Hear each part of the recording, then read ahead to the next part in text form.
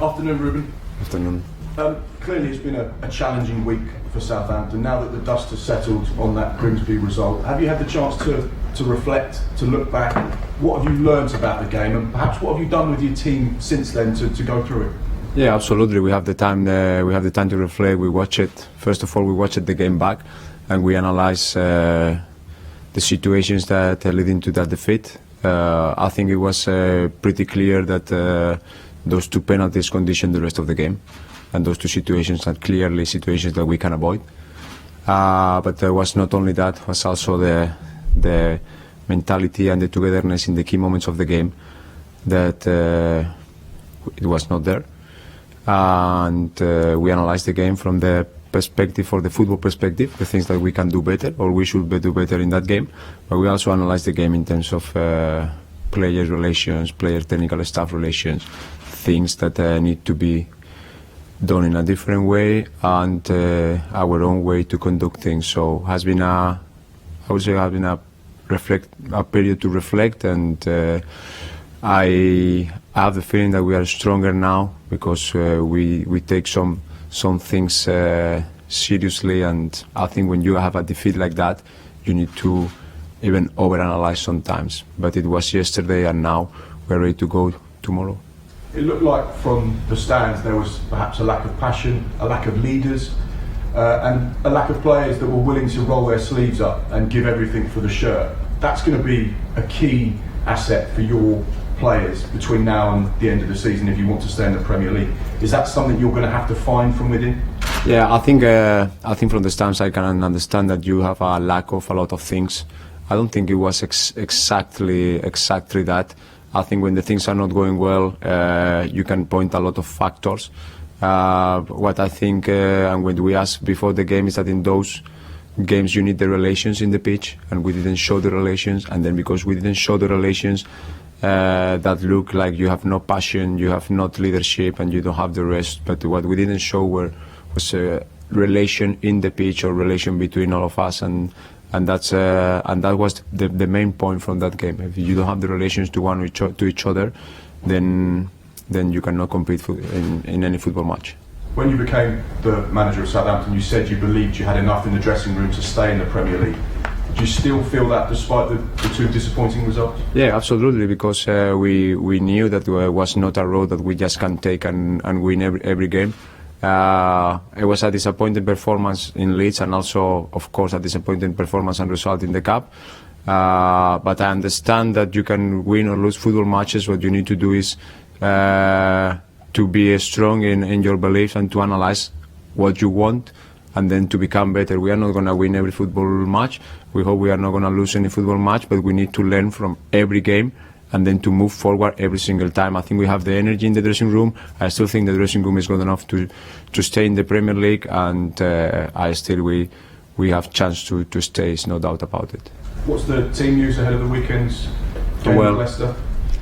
Well, about the team news, we have Shea Adams back, so he will be probably in the squad for tomorrow, and we don't have any issues with the injuries more than Tino Livramento. Juan Larios is coming back tonight. He will play some minutes with the B team to test himself in a football match, and that's mainly it. Quick question on Leicester. They've had a challenging season as well, because Brendan Rodgers has set such high standards for them. They've lost their last 3 games in all competitions. They've conceded 42 goals, which is the second worst in the Premier League. They've lost the most points from winning positions this season. And they've conceded the first goal in their last 7 matches. Are they all things that you can use to give confidence to your side to say, we can win this game? Yeah, when I prepare a football match, I always think that I can win. But obviously that mentions some behaviors that the opponent has. But also Brendan knows how to manage his team, and probably he will try to avoid some of those situations. Either conceding the first goal or either from leading positions, just to let it go. We had a good experience against them in the first part of the season when we were losing 1-0, and then we came back with 2 goals from Shea Adams. And sometimes it's difficult for any manager to find the consistency in the team. I think they have a good team. I think they have a good manager. They have been doing things really well for the last years, and the season probably is not what they expected, but it's not for us also for sure. But I think those things we have it in consideration, but the game can go in some other way because we also need to attend our own statistics. And just finally from me, there's been a lot of talk about Romeo Lavia this season. At the beginning of the season when he had that interest from Chelsea, there's been more talk recently about him. How much are you enjoying working with him? How much are you learning from him? How much have you been impressed by such a young player playing in the way he has in a challenging season for Southampton? And do you think that he has so many more levels to go to his game? Well, I will say that he's not impressed me. I think he has more football to offer, and I expect him to offer more football. He's not there yet, so he needs to step up and move forward. Thank you very much. Thank you, Jacob.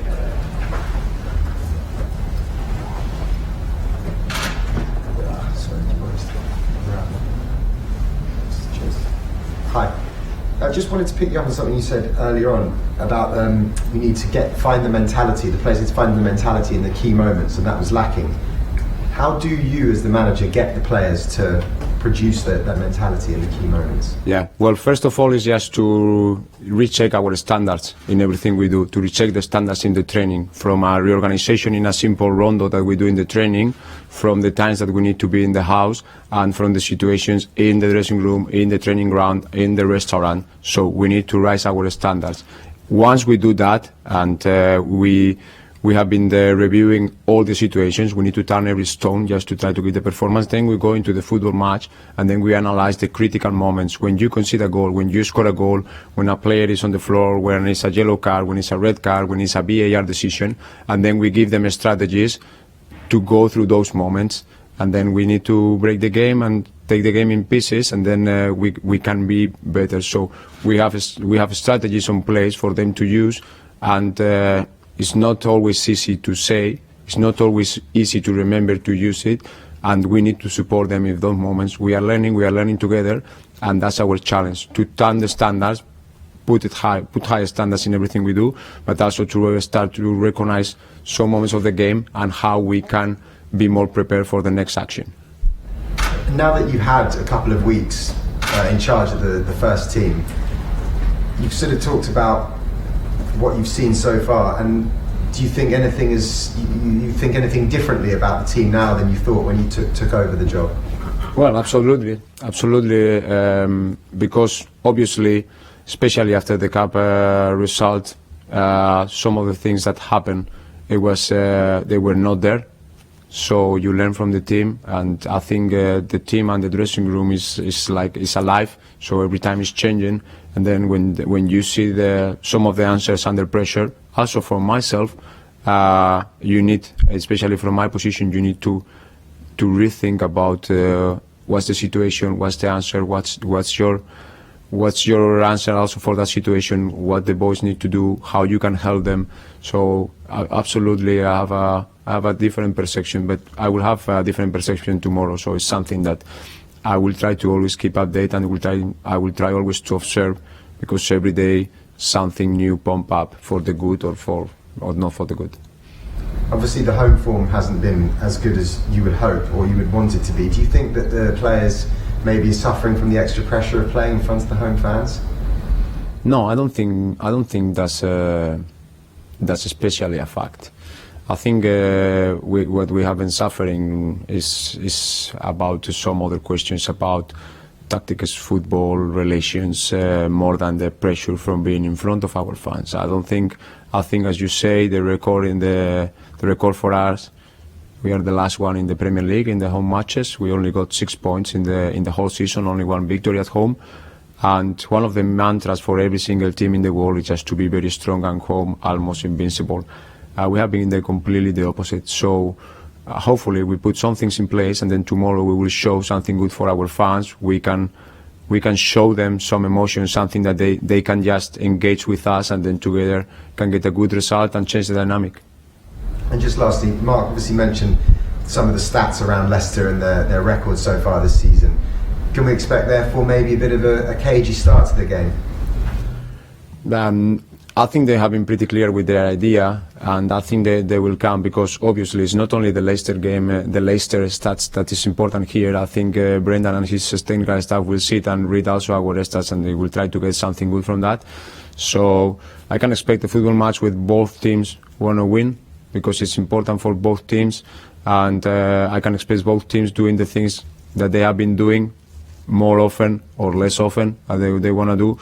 And it's going to be, I expect that the game to be really, really equal, and that's our target, to make an equal game and then to have the moments to take the game for us. Thank you. Thank you. Just leading on from that, Rubén, do you need to somehow get the players to believe they can be braver on the pitch? When you think about them conceding first, you've conceded first in 18 games out of 20 as a club, not you individually. Do we need the players to be brave and somehow find that, even though they're not in great form and bottom of the table? Because scoring first tomorrow could be massive. Absolutely, absolutely. But we have the experience from the Wolverhampton game that the scoring first is not enough, and we need to learn from all the situations. I mean, and I've been repetitive in my message, but it's about habits and how we use those habits. So we have been trying to learn, trying to grow, and then it's time to show up all these painful situations that we had in the past, being together, and to go through the games, to face the game in the way that we want to be dominant in every single aspect from the very beginning. And we want to be front-footed, we want to play a football when we arrive into the last third, we want to create situations, and we are working in the tools for the players to do that. So I think it's a good moment to put those things together and start to show a really good team performing. I will not say in football, I don't like to use the word brave, because brave means a lot. Sometimes it's about distances to be brave or not. Sometimes it's about the solutions that we as coaches do. So hopefully, me as a coach, I as a coach, and we as a technical staff, we give them the solutions to be brave in the game. That's my target. One of the things I know we spoke about after the Leeds game briefly was your two new strikers you signed in January have been playing together. And I guess I'd love to see Onuachu get on the end of a cross that comes in early, facing the goal, looking at the box, because he's played a lot with his back to goal, of course, it was part of his job.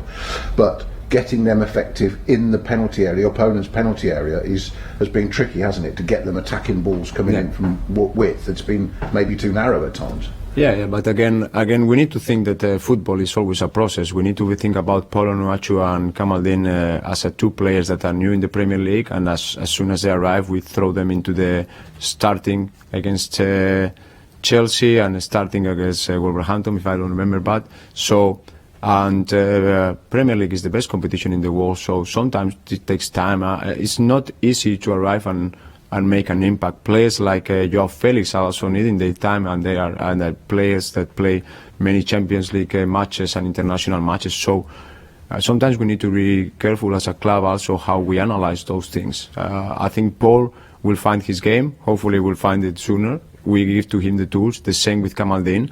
But it's not that easy to come from any other league to the Premier League and perform from the minute one, especially in the situation that we are. Yeah, I don't think they've done anything wrong. I just think the service they need is maybe better. Exactly. But we need. We have been working also in the Leicester solutions, and where we need how we score goals and in the solutions, and they took the solutions also. If we are able to arrive in those moments, we will be able to score goals, and then Paul will be in that first post or back post, and Kamaldeen will arrive into the position that he can score, or we can find him in one-against-one situations. But that should be our target, to put our players in the best situation to perform. Has the last week taught you who you can trust in your squad, who you can't necessarily? Has it made you focus on a smaller group of players that you need to be with all the time, because your 30 is too big and you need players you can trust? Well, absolutely. We learned something from that game. And some things were very obvious that I don't even need to talk about it, and then some of the things were beneath that, and then we take it. And as I said in the beginning, we gave everybody the possibility to compete and to train, and I'm the responsible for the decisions that we make also in the national institutions in the CAP. I think it was the correct thing to do. I still think that it was the correct thing to do, even the result was not in our side. And I don't think especially we need to go to a small group of players. But we are rethinking the way that we work every day. Just finally from me, if I can. Mohamed Sellés has been absent, obviously, for a while. A week ago you said he was fit but might not be involved, and he didn't play in the Cup. So how is Mohamed? Is his head in the right place? Is he fit? Yeah, he's fit and he's in the right place. The problem is that he had some problems that in the edge of the last two games put him aside of the team. And if we have something is that we don't need somebody in the 80 or 90%, we need everybody at 100%. And Sally reports some small issues that didn't help him to be 100%. So he was not selectable, but he's fully ready 100%. And let's see tomorrow if he's starting or not. Thank you very much. Thank you. Hi Rubén, just to expand on Romeo Lavia, what does he need to do to progress, to make that step up, to fulfil his potential?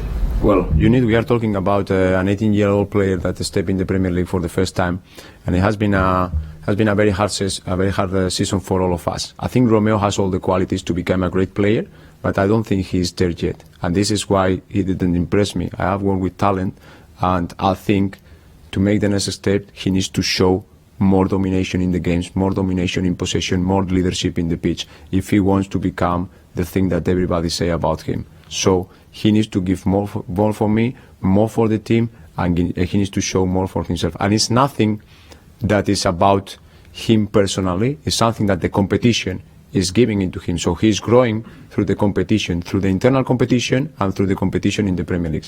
That's why I say we need to be careful when we talk about kids 18-year-old, 17 years old, 19 years old starting in the Premier League. So I have no doubt that he will be there, but he needs some steps, and then everybody around him needs to be calmed down, because when you try to make 4 steps forward, usually you don't make the first one. So it's one step at a time. You stay here with us, you perform, you make this team win football matches, you lead this team in the pitch, you lead this dressing room, and then when the season finishes, everybody's in the Premier League, we can think about something else. Because if we don't make the target together and we start to put individual targets, then we are not going to make it.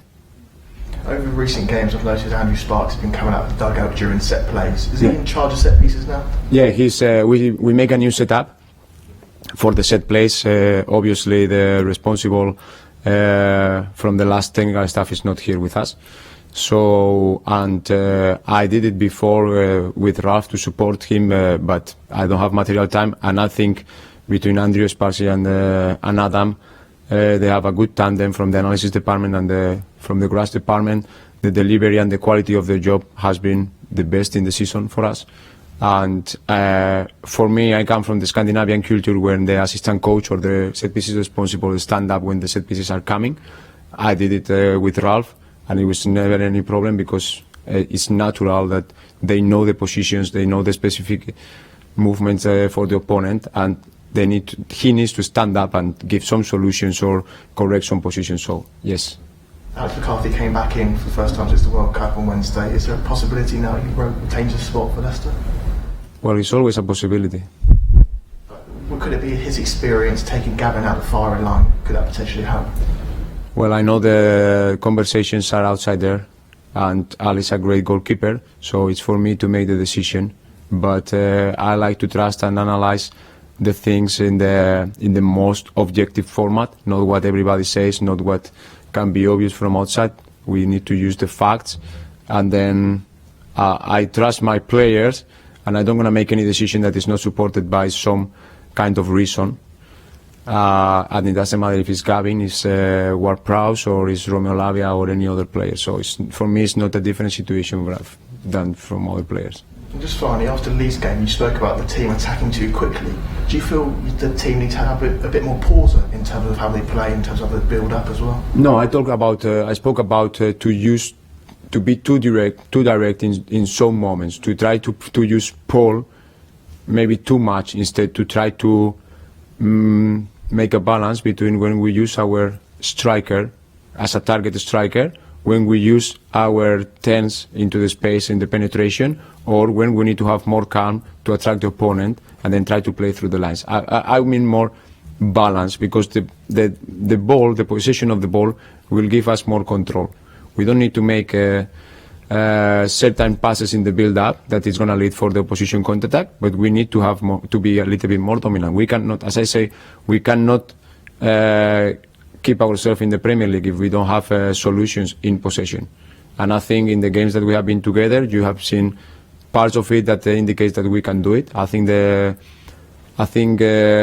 from the minute 50 until we conceded the goal against Leeds, we were good in possession. We find some combinations in the red zone. We find the final third when Theo Walcott step into the pitch. We find a couple of penetrations in that side.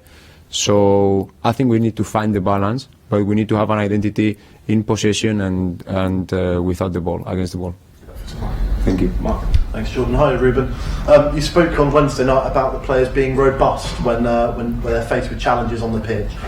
Is that a case of senior players needing to talk a little bit more or to help out those younger players? Because obviously you can't be out in the middle of the pitch when things go wrong. So is it on those senior players to do that? I think it's on everybody. The senior players usually needs to put their experience, but it's about character. It can be an 18-year-old boy that he has a lot of character and it help the others in the pitch, and it can be a player who is 35 that cannot say a word but is leading by example. So I like to have the mix when they can do it together. They know each other, they know the reaction of each other, and then take the lead together. That should be the case. So what I expect is to see a team that when somebody is not talking, the other one is helping. When the moments or the key moments of the game are with us or against us, take the calm, to have the calm and say, hey, take it and go to the next step. I can do some of the things from the side, but we need to do it together. And some of the behaviors that we have in the Chelsea game, when we break it, we talk it a little bit more than in a normal game, we call them. I think we need to repeat those behaviors because that also help them to lead the game and to play the situations. So on that as well, you had a lot of experienced players in the team, but it was Kyle Walker-Peters who you selected as your captain for the evening. What have you seen from him? You've obviously been here all season, so what have you seen from him behind the scenes that fans might not have, to show that he is that leader and deserves to wear the armband? Yeah, I think Kyle, first of all, is a fantastic player for the team, and the second off, he has got the relation and the respect from everybody in the house to be our captain.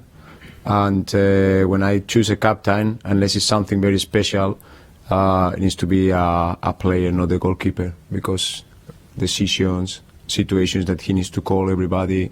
So I think Kyle was the perfect one to wear that on. And I think he's a good player, he's a good character, he's a good footballer, and I have no doubt that he is fit for the role. He probably needs a little bit more time to do it, but as a vice captain for that game, as a vice captain supporting Ward-Prowse, I think he's the perfect one. So is he the full-time vice captain now? Because I know that role. No, he's not. But we have 3-4 players supporting the captain right now.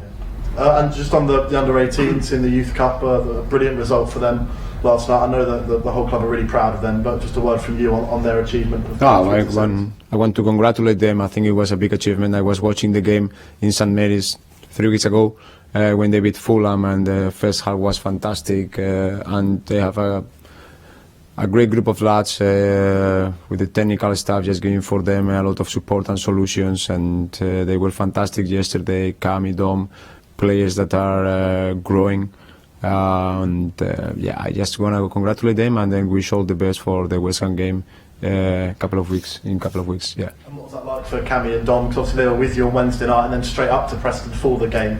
You've seen a lot from them in training. You know what they're about, don't you? Yeah. Of course, Cam and Dom has been around the team for the season. Sometimes a little bit more closer, sometimes not.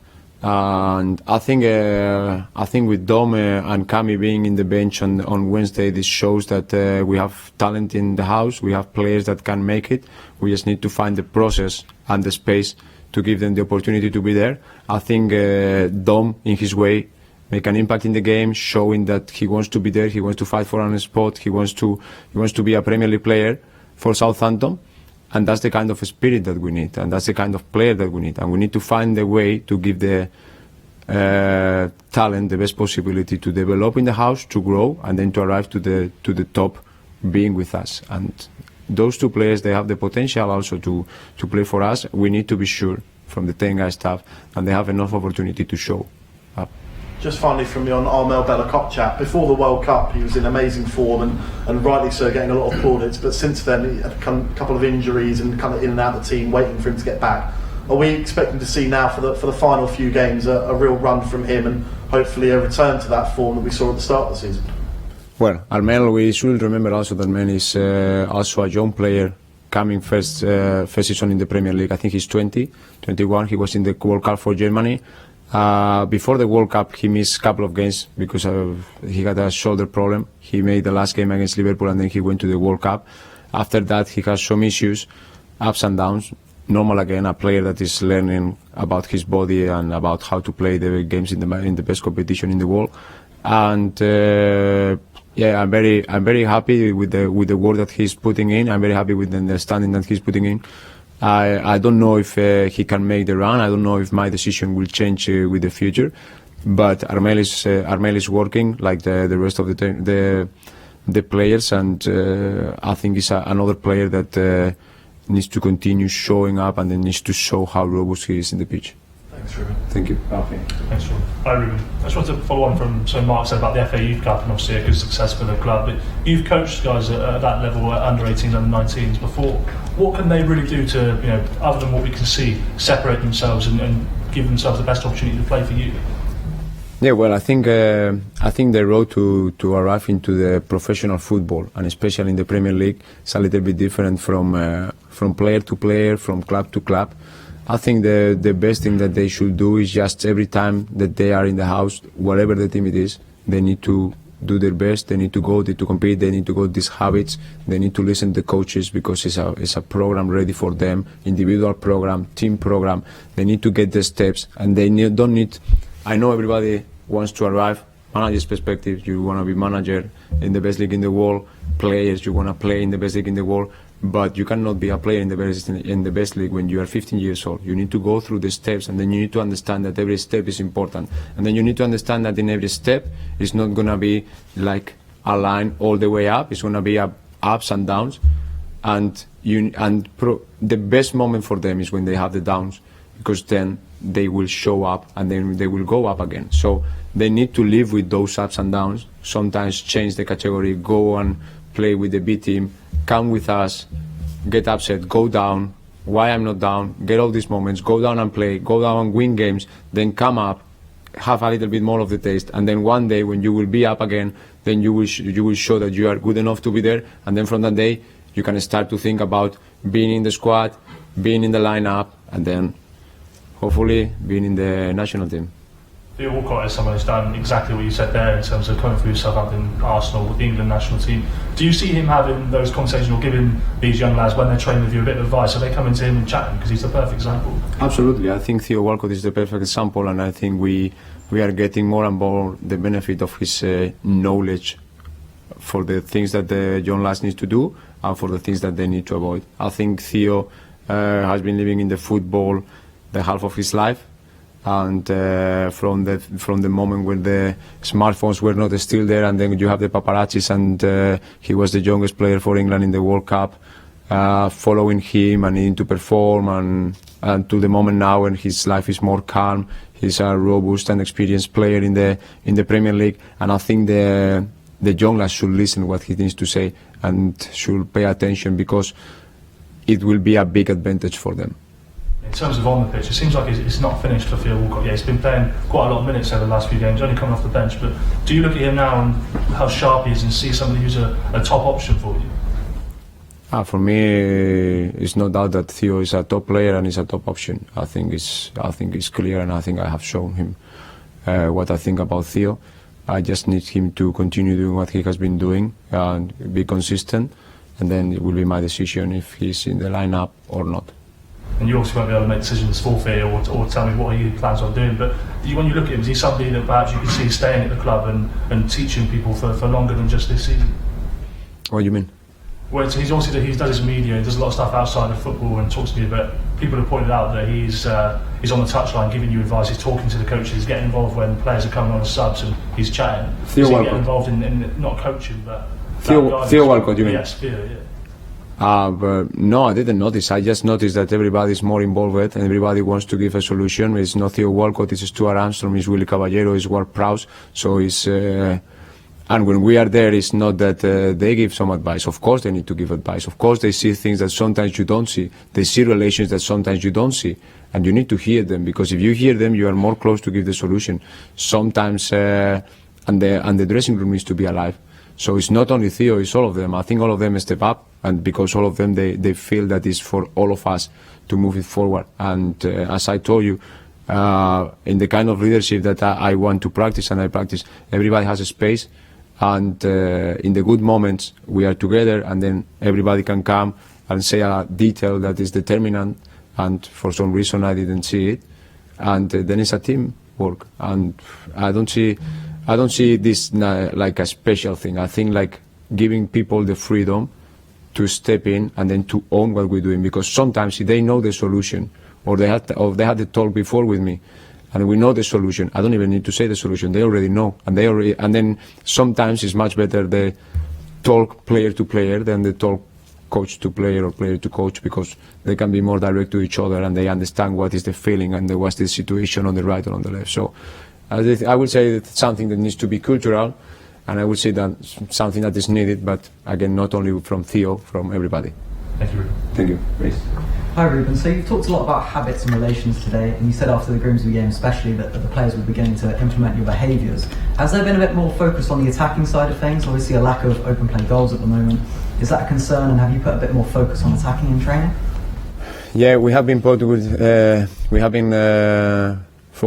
we focus in our training in the last third and in the way that we arrive, but we also focus on how to defend certain situations. So we always try to find the balance, because it's not only one way or the one part of the game that we want to develop, it's the whole game that we want to develop. And as much as we don't need to concede goals, we need to score goals, and we need to make it. For me, the game is just like a circle, so it just continues. You attack, you defend, you have the transition. So when I make the imbalance of put more attention in one thing than the other thing, I probably forgetting some of the solutions. So I need to find from one training to 1 week to 1 month, I need to find every time the balance in those things. So it's not like it's a special focus, but there is a focus in those things. Do you think we're close to seeing these behaviours being fully implemented into your team, or is there still a bit of work to go for? Well, I hope. I think we saw some of the behaviours, we saw some part of the game. I expect tomorrow to repeat more of those behaviours.